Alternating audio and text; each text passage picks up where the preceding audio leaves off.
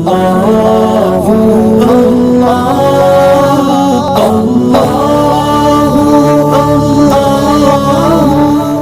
چیز میں اللہ نے کیف رکھا ہے، لطف، سرور، لذت، مٹھاس. جب تک اسے محسوس نہ کرو وہاں تک پہنچ ہی نہیں سکتا بندہ. جن لوگوں کو یہ دولت ملی تھی، بہت سارے اکابر، لاکھوں ہزاروں کروڑوں روپے دے دو، کہہ دو ایک سجدہ چھوڑ دے، کہاں تھوکتا ہوں سجدہ نہیں چھوڑ سکتا. ہم چائے کی پیالی پر ضمیر بیچ دیتے. آج ہمارے ایمان کا حال دیکھو، ہمارے اکابر کا ایمان کیسا تھا. قربان جاؤں مولانا حسین احمد مدنی رحمت اللہ علیہ فتویٰ دیا انگریز کی فوج میں بھرتی ہونا حرام ہے.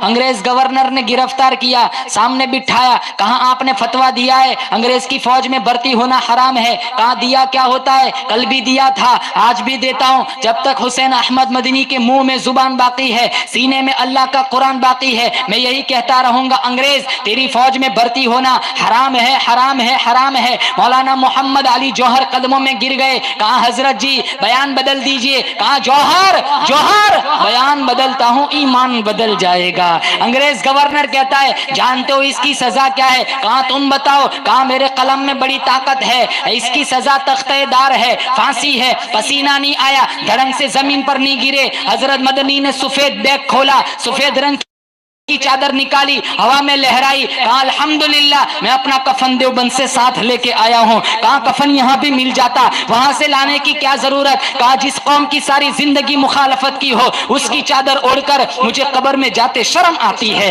مولانا احمد علی صاحب لاہوری رحمت اللہ علیہ برف کے 2 بلاکوں کے بیچ میں دبایا گیا، بیچا گیا. سخت سردی کا موسم ہے، آپ بے ہوش ہو گئے. انگریز گورنر ایک طرف کھڑا مسکرا رہا ہے. پھر بعد میں انگریز گورنر کہنے لگا برف کی پاٹ ہٹاؤ، برف کی سیل ہٹاؤ، اس کو اٹھاؤ، ایک طرف رکھو. ایک طرف رکھا گیا. تھوڑی دیر کے بعد آنکھیں کھولی. مولانا لاہوری سے انگریز گورنر پوچھتا ہے بتا لاہوری اب تیرا کیا عقیدہ ہے؟ کہا جسم ٹھنڈا ہو چکا ہے، ایمان پہلے سے بھی زیادہ گرم ہو چکا ہے.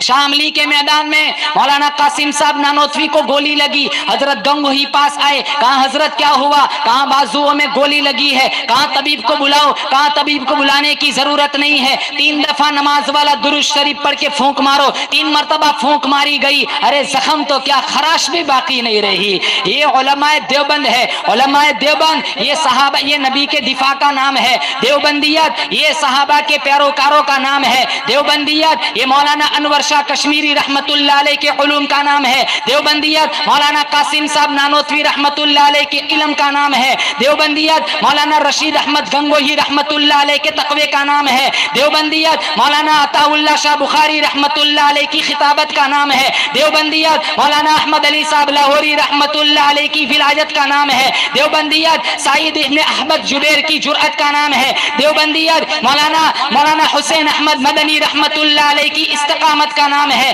دیوبندیت مولانا ابو حنیفہ رحمت اللہ علیہ کی فقاہت کا نام ہے. دیوبندیت احمد ابن حنبل کی استقامت کا نام ہے. دیوبندیت مولانا سعید احمد پالنپوری رحمت اللہ علیہ کی بصیرت کا نام ہے. قربان جاؤں شاہ عطا اللہ شاہ بخاری کے ایمان پر انہوں نے دعویٰ کیا تھا ہمارا نبی آخری نبی ہے. ختم نبوت کا مشن اٹھایا. انگریز گورنر نے گرفتار کیا. منوٹنوں کے حساب سے گلہ پیسنے کے لیے چکیاں دی. جب ساری رات بخاری چکی چلاتا ہوگا. انگریز گورنر کی یہ ذہنیت ہے. ایک دفعہ اس کے ذہن میں یہ بات آئی چل بخاری کی وزٹ لیتا ہوں. 4 بجے صبح کا وقت ہے. علامہ شاہ عطا اللہ شاہ بخاری کی کوٹھڑی کے پاس آیا. انگریز گورنر کیا دیکھتا ہے، اس کی آنکھیں پھٹی کی پھٹی رہ گئی. عطا اللہ شاہ بخاری رحمت اللہ علیہ مصلی پر بیٹھ کر قرآن پڑھ رہے، چکی خود بخود چل رہی ہے. انگریز گورنر پوچھتا ہے بخاری میں یہ کیا دیکھ رہا ہوں؟ کہا ظالم تو کیا جانے، میں اس کا کام کرتا ہوں وہ میرا کام کرتا ہے.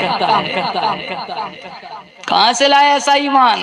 پڑھو اکابر کی زندگیاں. کبھی کسی نے نمازیں نہیں چھوڑی تھی. ہم کہاں اکابر کو جانیں گے؟ ہم سے تو سود نہیں چھوٹتا، رشوت نہیں چھوٹتی، لوگوں کی ماؤں بہنوں کو غلط نظروں سے دیکھنا نہیں چھوٹتا.